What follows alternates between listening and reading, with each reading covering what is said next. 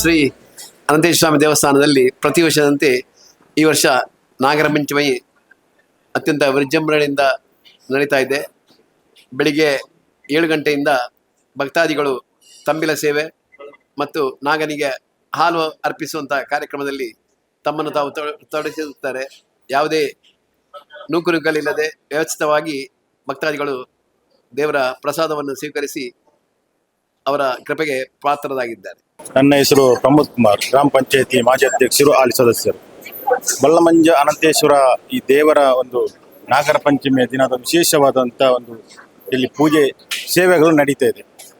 ಪ್ರತಿ ವರ್ಷ ಸುಮಾರು ಜನರು ಇಲ್ಲಿ ಬಂದು ಅತ್ಯಂತ ವರ್ಷದಿಂದ ವರ್ಷಕ್ಕೆ ಬಹಳಷ್ಟು ಜನ ಹೆಚ್ಚು ಬಂದು ದೇವರ ದರ್ಶನವನ್ನು ಪಡೆದುಕೊಂಡು ಇಲ್ಲಿ ಕೊಟ್ಟಂಥ ಸೇವೆಗೆ ಹರಕೆಗಳನ್ನು ಹಾಕುವಂಥದ್ದು ಕೆಲವು ಮಾಡ್ತಾ ಇದ್ದಾರೆ.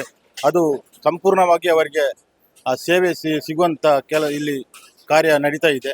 ಬಹಳಷ್ಟು ಪ್ರಸಿದ್ಧವಾಗಿರುವಂಥ ಈ ನಮ್ಮ ಬಲ್ಲಮಂಜ ಅನಂತೇಶ್ವರ ದೇವರ ಸನ್ನಿಧಿಯಲ್ಲಿ ಪ್ರತಿ ದಿನವೂ ಬಹಳಷ್ಟು ಜನಗಳು ಬಂದು ಇಲ್ಲಿ ದೇವರ ದರ್ಶನವನ್ನು ಪಡೆದುಕೊಳ್ಳುತ್ತಾ ಇದ್ದಾರೆ. ವಿಶೇಷವಾಗಿ ನಾವು ಕೂಡ ಇಲ್ಲಿ ಪ್ರತಿ ವರ್ಷವೂ ಕೂಡ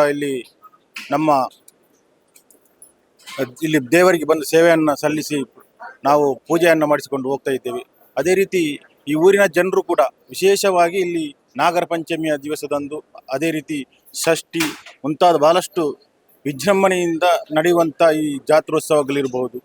ಬಹಳಷ್ಟು ಮಂದಿ ಇಲ್ಲಿ ಬಂದು ಲಕ್ಷಾಂತರ ಜನರುಗಳು ಬಂದು ಇಲ್ಲಿ ಸೇರಿ ಈ ದೇವರ ದರ್ಶನವನ್ನು ಪಡೆದುಕೊಂಡು ಹೋಗ್ತಾ ಇದ್ದಾರೆ. ಇಲ್ಲಿ ನಾಗದೇವರ ಒಂದು ದರ್ಶನಕ್ಕೆ ನಾಗದೇವರಿಗೆ ಇಲ್ಲಿ ಕೊಟ್ಟಂಥ ಹರಕೆ ಬಹಳಷ್ಟು ಮಂದಿಗೆ ಇದು ಪರಿಣಾಮವಾಗಿ ಬೀಳ್ತಾ ಇದೆ.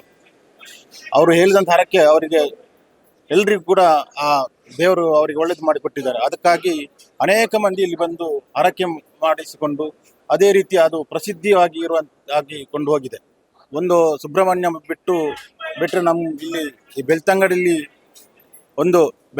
ಜಿಲ್ಲೆಯಲ್ಲಿ ಒಂದು ಒಳ್ಳೆಯ ಕ್ಷೇತ್ರವಾಗಿ ಬೆಳೆಯುತ್ತಾ ಇದೆ. ಅನೇಕ ಮಂದಿ ಇಡೀ ಜಿಲ್ಲೆ ಬೆಂಗಳೂರಿನಿಂದ ಬರ್ತಾ ಇದ್ದಾರೆ, ಎಲ್ಲೆಲ್ಲಿಂದ ಇಲ್ಲಿ ಬರ್ತಾ ಇದ್ದಾರೆ.